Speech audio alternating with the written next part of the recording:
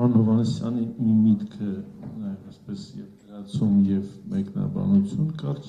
պետության կշիռը շատ իջել է, որովհետեւ իշխանությունը կշիռ չունի։ Իշխանության փոփոխությունով մեր պետության կշիռը շատ արագ արդեն բարձրանալու, եթե իհարկե հաջորդ իշխանությունները նման չլինեն սրանց կամ չանեն այն ինչ որ սրանք են անում։ Բայց սրանց այս 7 տարիների գործողությունները ամբողջ համաշխարհային քաղաքականության մոտ բերել է մի հստակ պատկերացում, որ սրանք օրթապաշտ եւ սեփական շահերից փախչող քաղաքական ուժ են, իսկ Հայաստանի Հանրապետության պետականության գոյությունը զուտ պայմանավորված է այն բանը, որ Հարավային Կովկասում դեռևս պայքարը գերտերությունների չի ավարտվել։ Ու իներցիայի ուժով Հայաստանի Հանրապետությունը գոյություն ունի։ Արցախը կորցնելուց հետո, Արցախը փոկելուց հետո բնականաբար Հայաստանի անվտանգային միջավայրը շատ ու շատ թուլացել է, նոր անվտանգային միջավայրի ճարտարապետությունը սրանք եւ սրանց օրոք հնարավոր չի լինելու, որովհետեւ իրանք ոչ մի ձև չեն պատկերացնում, եթե պատկերացնեն մինչեւ այսօր գրած կլիներ Հայաստանի Հանրապետության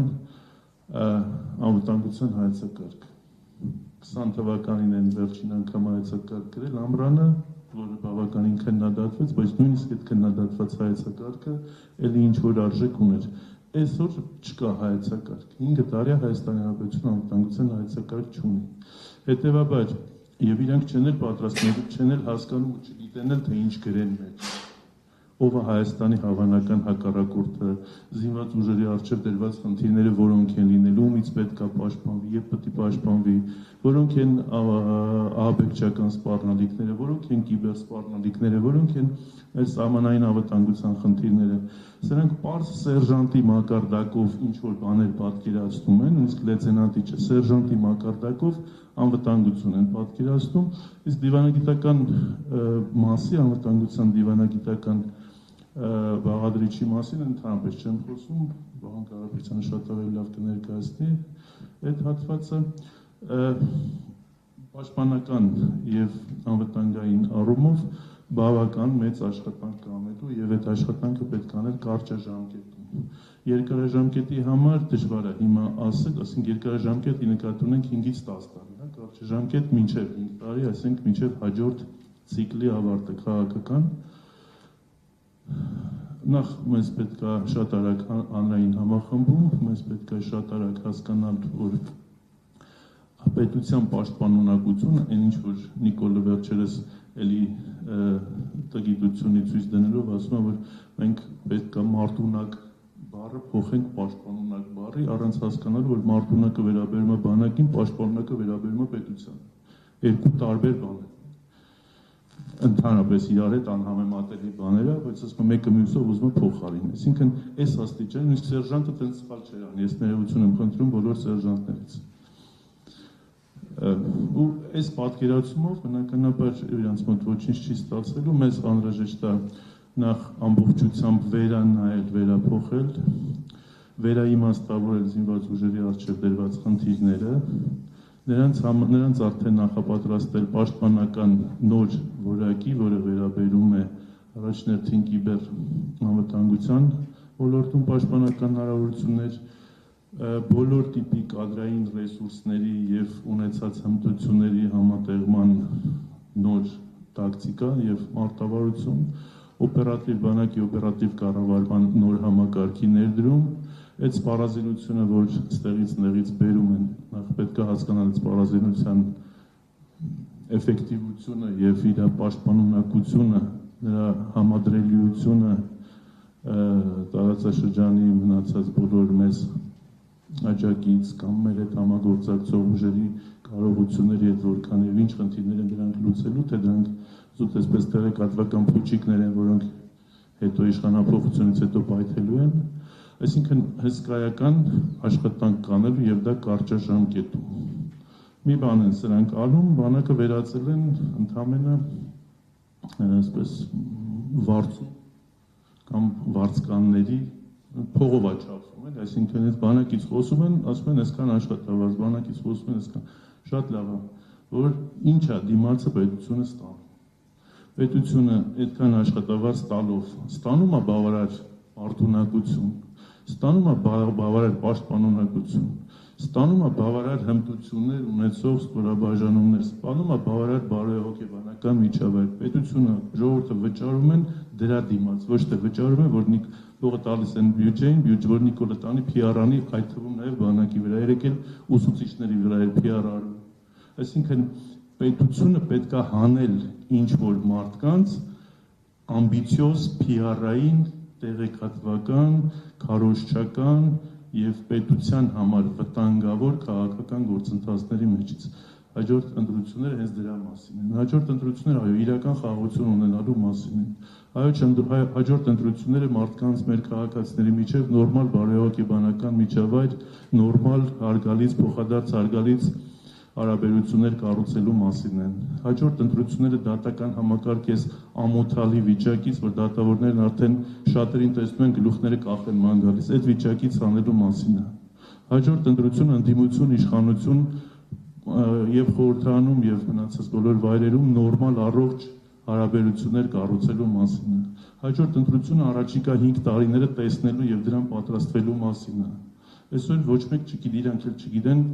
վաղը ինչա լինելու։ Եվ այո, պարոն Հովհաննիսյանը շատ հստակ կոնկրետ ասեց Ադրբեջանից չի երևում, չէր էլ երևում, հիմա առավել եւս չի երևում, որ նրանք կարճաժամկետում գնում են խաղաղության եւ չի բացառում, որ սահմանադրություն փոխելու պահանջից բացի լինեն նաեւ այլ պահանջներ, օրինակ միջանցքի բացում, ինչը չեն թաքցնում։ Բոլոր մակարդակներում իրանք խորհրդարանական կլինի, գործադիր կլինի, քաղաքացիական հասարակության մակարդակ կլինի, դիվանագիտական մակարդակ կլինի, բիզնես մակարդակ կլինի, օգտագործում բացառապես միջանցք բառը, ինչ որ հղումներ անելով այդ թվում նաև, ինչ որ բաների վրա, հիմա էլ արդեն ուժի գործոնն են բերում, որպես այդ գործընթացն առաջ տանելու հնարավոր եղանակ։ Կարճաժամկետ շատ մեծ անելիքներ կան եւ դրան պետք է պատրաստ լինենք, կոնկրետորեն պատկերացնում ենք, թե դա ինչպես է հնարավոր լինելու անելու։ Այսպիսի շատ կարճ հարց, այս իշխանությունը ամեն դեպքում հանրությանը ընտրություններին ընդառաջ համոզում է, որ իրենք խաղաղություն բերողն են եւ եթե իրենք չլինեն, հաստատ խաղաղություն չի լինելու, ինչպես հանրությանը բացատրել, որ օգոստոսի 8-ի փաստաթուղթը դեռևս երաշխիք չէ իրական խաղաղության համար։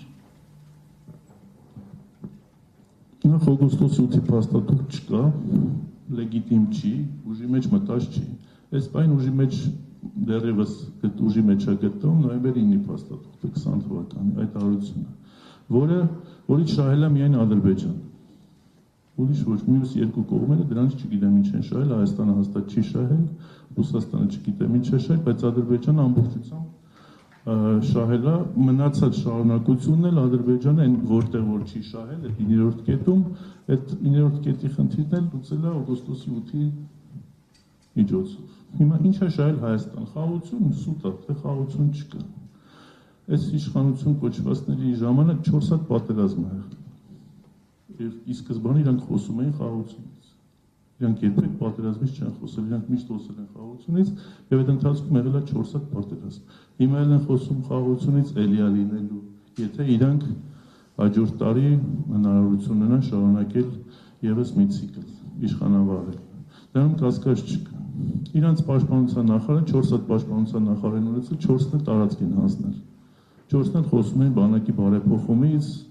չգիտեմ ուժեղանալ, ավելի մարտունակ կլնել, ավելի ուժեղ կլնել, ավելի, չգիտեմ, համեմատում էին նախկին բանակը ինչքան վատներ, իրանք ինչքան լավն են, բայց տարածքները որ կորում են։ Պաշտպանական կարողությունները, որ չեզոքանում են, զրոանում են, այսինքն սրանք փաստեր են, սրանց հետ չի կարելի վիճել, քննարկել, ինչ քննարկես փաստ է։ Եվ այդ փաստերի հետ կռիվ տալու փոխարեն ուղղակի մեր հասարակությունը պետք է համախմբվի եւ հասկանա, որ խաղաղություն ունի գին։ Եվ այդ գինը նաև այս իշխանափոխությունն է։ Խաղաղության գինը իշխանափոխությունն է։ Մեր ժողովուրդը, նույնիսկ նրանք, ովքեր շատ սիրում են Նիկոլին, խնդրեմ, թողելի շարունակեն սիրել, թողելի շարունակեն գովել, բայց իշխանափոխությունը մեր պետության շատ ու շատ խնդիրներ, այդ թվում նաև կայուն խաղաղության հարցի լուծումն է։ Ինչու՞, որովհետև նորից անդրադառնամ առաջին մասովի խոսքին, որ ամենասկզբից այս իշխանությունը չունի այլևս որևէ ռեսուրս միջազգային անընդհատ փոփոխվող զարգացումների մեջ սեփական շահերի հետևից գնալու կարողություն։ Իրանք քննարկվում են Հայաստանի մասին խնդիրները քննարկվում են առանց Հայաստանի։ Հայաստանին հրավիրում է միայն այնտեղ, որտեղ ստորագրելու բան։ Մնացած բոլոր խնդիրները քննարկվում։ Լսեք բոլոր միջազգային վերլուծաբաններին, միջազգային այսպես ռեգիոնալ եւ համաշխարհային քաղաքականության մասին ակտիվ գրող եւ խոսող տարբեր աղբյուրներ, հայտնի վերլուծական կենտրոններ, ինչ են գրում Հայաստանի մասին։ Ինչ որ գրում են, ամբողջ կոնտեքստը, ողբերգությունը եւ ուղղակի անհավատալի, որ մենք այս աստիճանի մեր ինքնությունը, մեր անկախությունը, մեր սուբյեկտայնությունը այս աստիճանի վտանգված ու վնասված կլինի։ Համարեք, որ մենք միջազգային մասշտաբով իշխանություն չունենք եւ իրանց հիշում են այն ժամանակ, երբ որ պետք է իրանցից ինչ-որ բան ստանալ։ Այլ պարագայում իրանք տեղական նշանակության, ասենք քաղաքապետը կամ վարչապետը նույն բանն է միջազգային հարության համար։ Իրանց ասում են գնացեք ձեր ներքին խնդիրներով զբաղվեք, այո, ընդդիմությանը ճնշեք, բայց գնացեք ճնշեք, խնդիր չկա, որովհետև դուք պետք եք, որովհետև էլի է գալու ենք ձեզ տանենք, ասենք, այս ինչ բաներ ստորագրեք, այս ինչ բաներ արեք, գնացեք ձեր ժողովրդին այս ինչ հարցումներ խաբեք, որովհետև Հարավային Կովկասի